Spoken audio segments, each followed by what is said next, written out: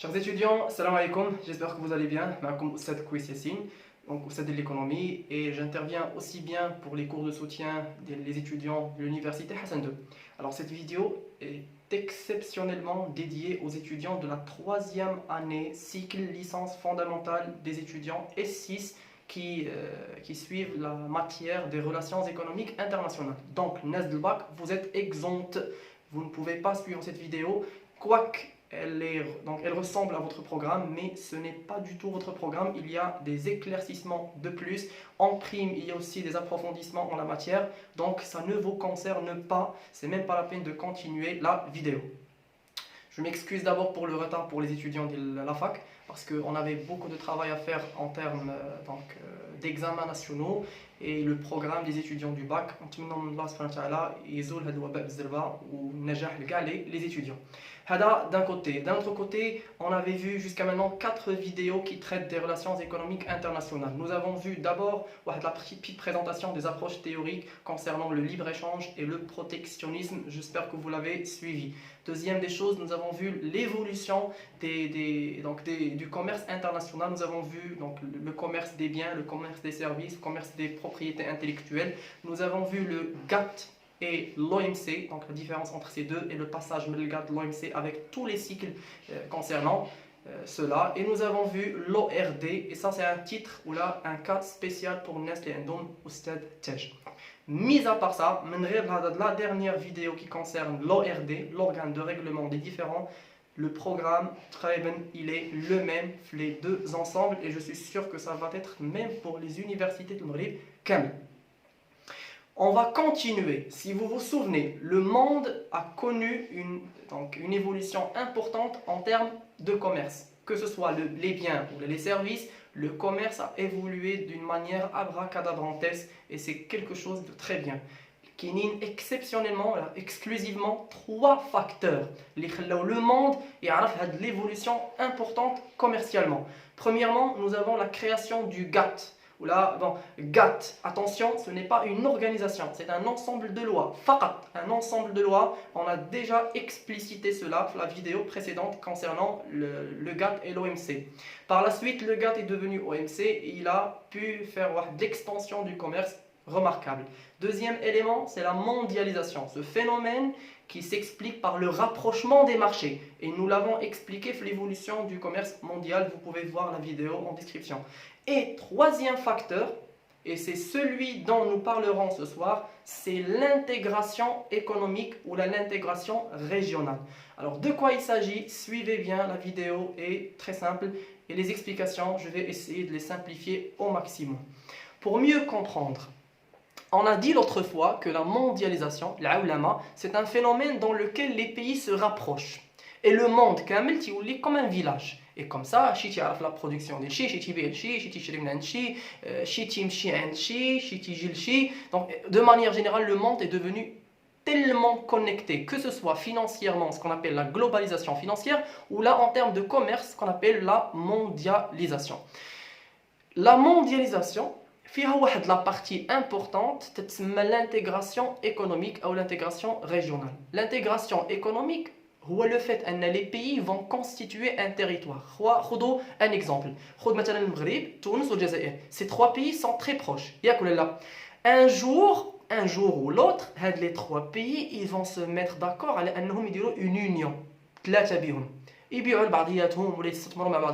L'essentiel, ils vont constituer l'espace économique, un espace économique entre ces 3 dans lequel il y aura le commerce de biens, commerce de services, commerce de capitaux, commerce de devises, tout ce que vous imaginez. Donc si nous voulons une définition très simple de l'intégration économique, nous allons dire c'est la constitution d'un espace économique entre des pays proches, géographiquement proches, dans le but de réduire les barrières, que ce soit tarifaires ou non tarifaires, afin de faire croître, faire grimper le commerce international entre ces pays. Donc voilà, c'est la constitution d'un espace économique entre pays proches où il n'y aura aucun obstacle pour le commerce ou la face au commerce, face aux échanges de moyens de production ainsi que l'existence d'instances, il y a des organismes مثلا une banque ou la برلمان موحد بين les trois pays ou بين les quatre pays qui facilite cette intégration. Donc هذا هو la définition la plus simple de l'intégration économique et vous pouvez tout simplement trouver plusieurs informations في الكتاب اللي سميتو théorie d'intégration économique ديال Bella Balassa en 1961. Très bien. كاينين des étapes باش نوليو intégrer. Si vous prenez maintenant l'Europe, l'Union européenne, actuellement nous avons 27 pays après la sortie de la Grande-Bretagne, ce qu'on appelle le processus de Brexit. 27 pays. غير جاو ولاو بحال هكا هاد الكتله. Donc est-ce que c'est d'un jour à un autre que هاد les pays كاملين رغم الاختلاف الثقافي بيناتهم والاختلاف ديال اللغه بيناتهم والاختلاف الافكار وديال لي بوليتيك اللي تيديروها واش واحد النهار جاو 1 2 3 ولاو مجتمعين وولات une intégration بيناتهم؟ Bien sûr que non. D'abord, c'est régional parce que ça concerne l'Europe, qu'à région. Bien sûr qu'il y a eu plusieurs étapes باش وصلنا l'Union européenne. Et l'Union européenne هي آخر مرحلة d'intégration. تنسميوها حنا les économistes l'Union monétaire. Donc تبع معايا مزيان. باش نوصلوا ونوليو بحال l'Union européenne, il nous faut 5 étapes. 5 étapes d'après ce qu'a décelé monsieur Bella Balassa. Premièrement, la première étape, c'est la zone de libre-échange. Donc une zone de libre-échange. Ça commence avec le commerce d'abord. Deuxièmement, nous allons voir ce qu'on appelle l'union douanière. Une union, on va voir c'est quoi par la suite. Troisième étape, c'est le marché commun. Donc, troisième étape, c'est le marché commun. Quatrième étape, c'est l'union économique. On va voir la différence bien le marché commun qui parfois peut être appelé marché unique.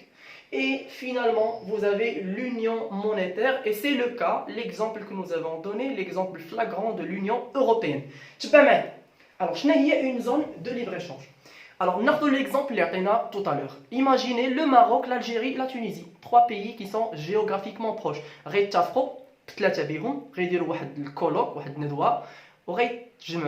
وغيتفقوا بيناتهم انهم يبيعوا لبعضياتهم لي بيان et je dis et je le souligne فقط les biens غيبيعوا لي بيان لبعضياتهم sans barrière douanière مثلا يحيدوا لي الدوان كاملين ولا غير ينقصوهم بيناتهم وغتكون هاد لو كونطرا اكسكلوزيف فقط في هاد لي 3 بي الا داروا هادي غتسمى une zone de libre-échange. Donc, ça concerne uniquement le commerce de biens فقط et c'est entre certains pays qui sont géographiquement proches. Il y a plusieurs exemples, on va donner 5 ou 7 exemples pour que l'idée soit claire. Attention, il y a الجزائر والمغرب وتونس اتفقوا ويوليو une région, une intégration régionale. داروا une zone de libre-échange. كل وحده ما غتحكمش في السياسه الخارجيه de l'autre. De manière générale, vous allez garder votre dépendance, votre indépendance, excusez-moi, indépendance politique commerciale. بمعنى آخر، تونس إلا ما بغاتش دير تجارة مع السعودية، المغرب والجزائر ne vont pas demander à la Tunisie de faire le commerce بز منهم. C'est-à-dire كل وحده حرة في التجارة الخارجية، mais بيناتهم بثلاثة كاين واحد العقد، كاين واحد le contrat qui stipule أنهم بثلاثة بهم vont s'échanger des biens avec des droits de douane هابطين، ils vont abaisser les droits de douane ou là ils vont tout simplement les supprimer. هذه إلا خديناها c'est une zone de libre-échange. Donc, la zone de libre-échange, c'est la suppression ou la réduction des obstacles douaniers au sein d'une région pour faciliter l'échange de biens. Et je souligne de biens. Essayez de différencier biens et services, et je suis sûr que vous pouvez le faire. Il y a plusieurs exemples, commençons d'abord par l'UMA, l'Union du Maghreb arabe. Je suis sûr que vous en avez déjà entendu et vous avez étudié le programme marocain. Tihad Maghreb Arabi, c'est l'union entre 5 pays que vous connaissez. Bon, en fait, c'est noir sur blanc. Il n'y a pas vraiment une vraie coopération économique entre ces 5 pays, mais considérablement en termes juridiques, c'est considéré comme une zone de libre-échange. Nous avons l'ALENA, je pense que vous l'avez étudié, le programme économique, économie, vous saurez de quoi je parle. L'ALENA, c'est accord de libre-échange Nord-Amérique. C'est un accord entre 3 pays qui a été fait les années 1994. américaine au Canada initialement ومن بعد التحقت بهم le Mexique. Donc هاد les 3 pays اتفقوا على انهم يديروا 3 actions زوينين. Premièrement, ils échanger بيناتهم les biens. de manière انهم يهبطوا les droits de douane ou les supprimer. Donc ça dépend des dispositions اللي اتفقوا عليها في هذيك الوقيته. Deuxième des choses, c'est augmenter les initiatives d'investissement dans les trois pays. Ça, c'est quelque chose de supplémentaire qui est très bien. Troisième des choses, il faut protéger l'environnement et protéger donc, le droit du travail. Les trois conditions font partie de la zone de libre-échange les trois pays ou les smital ALENA.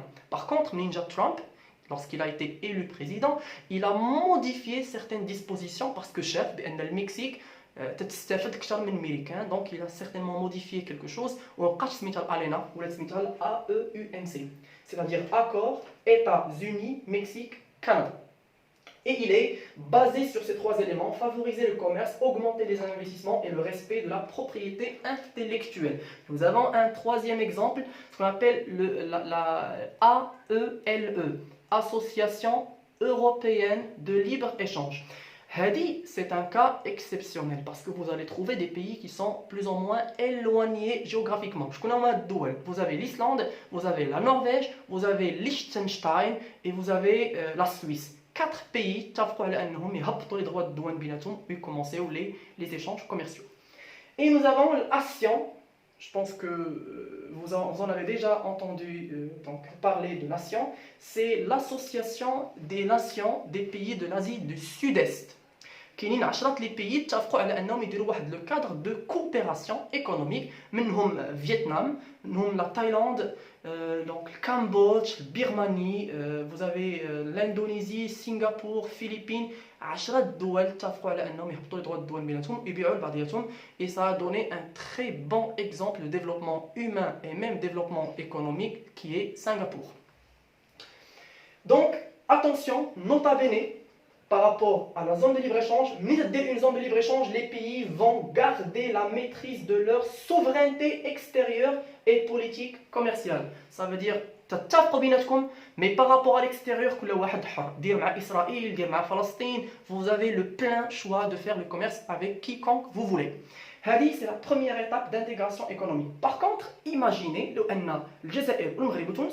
les trois pays, une zone de libre-échange, vont décider cette fois-ci pour étendre les relations بيناتهم انهم حتى مع les pays étrangers يتفقوا على une politique commune. مثلا المغرب وتونس والجزائر متفقين على انهم بثلاثه يدوزوا لبعضياتهم السلعه avec des prix هابطين par rapport au prix douanier. Très bien. السعوديه c'est un pays étranger. الا بغى يجيب السلعه ديالو للمغرب يبيعها غيخلص droit de douane غيخلص 30 مثلا. إلا بغى يديها لتونس غيخلص 40. إلا بغى يديها للجزائر غيخلص 50. بالنسبة للسعودية عندها افونتاج تمشي للمغرب parce que c'est moins cher. Vous êtes d'accord avec moi? Par contre, المغرب غيستافد, il va gagner des droits de douane. وحتى l'économie marocaine غتستافد en termes de production. ربما الجزائر وتونس غيبغيو حتى هما السلعة ديال السعودية تجي. Ils vont se mettre d'accord, les trois pays, على انهم يفيكسيو بالنسبة للسعودية وبالنسبة لأي pays étranger, يفيكسيو le même droit de douane. Ils vont payer 30 ici, 30 ici et 30 ici. On va un seul pays dans lequel on peut vendre les produits saoudiens en payant le même droit douanier.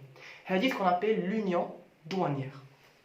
Donc, en su de la zone de libre-échange, c'est une étape de plus. L'union douanière, derrière une zone de libre-échange. Donc, malgré la zone de libre-échange, les pays affermissent cette zone par l'application d'un droit de douane unique pour les pays extérieurs. À cette zone, il y a donc perte relative d'indépendance extérieure. Comme vous le voyez, il y a ce qu'on appelle perte d'autonomie.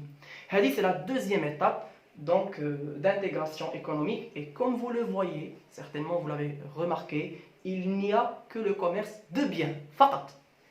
Maintenant, les trois pays, le Maghreb, le Jazair, vont décider de rendre les choses plus sérieuses, d'homogénéiser les pays, de faire vraiment ce qu'on appelle une nation. On va un marché commun ou ce qu'on appelle un marché unique. On va voir la différence entre les conditions. Un marché commun.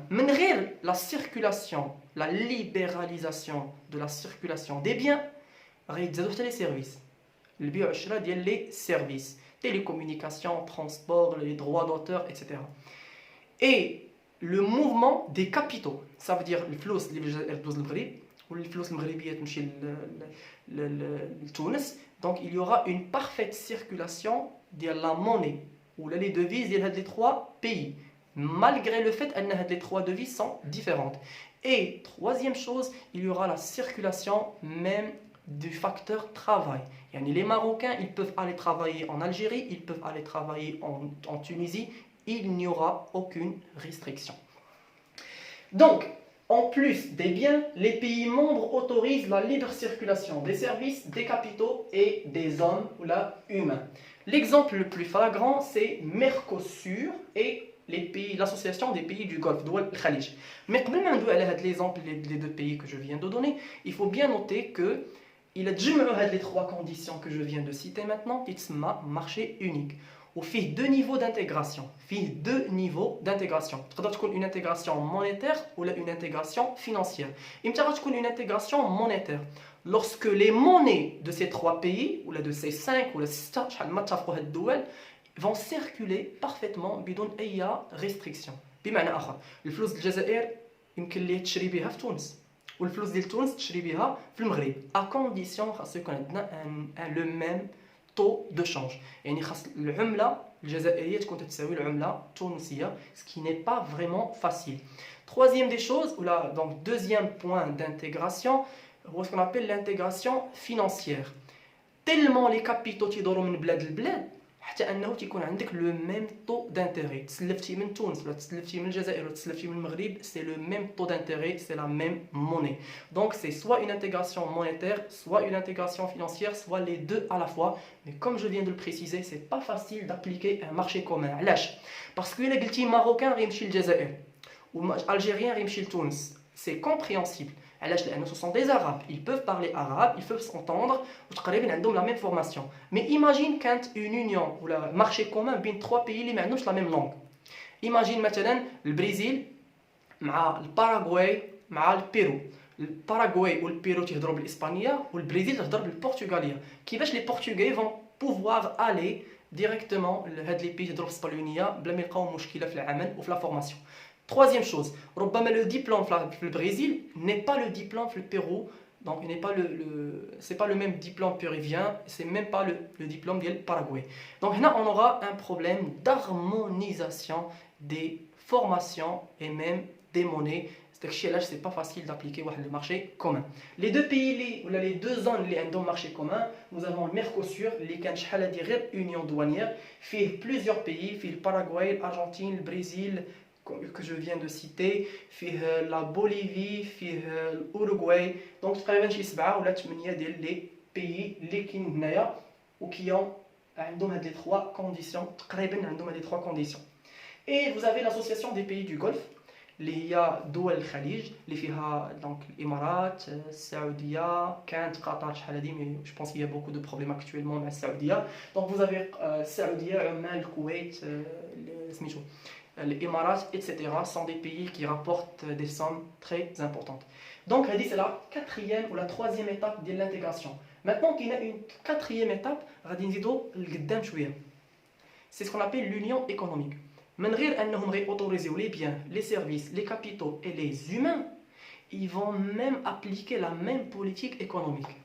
Maintenant, les trois pays ont le chômage. Donc ils vont se mettre d'accord, ils diront une politique contre le chômage. Ou les ont l'inflation, ils vont mettre une politique pour lutter contre l'inflation. Vous voyez, donc l'harmonisation des mêmes politiques économiques conjoncturelles, à savoir la politique budgétaire ou la politique monétaire.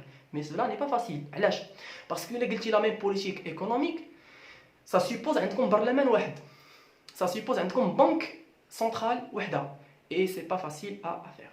Et la dernière étape, c'est la phase ultime, c'est l'union monétaire. C'est la phase ultime de l'intégration consistant à faire circuler une même monnaie.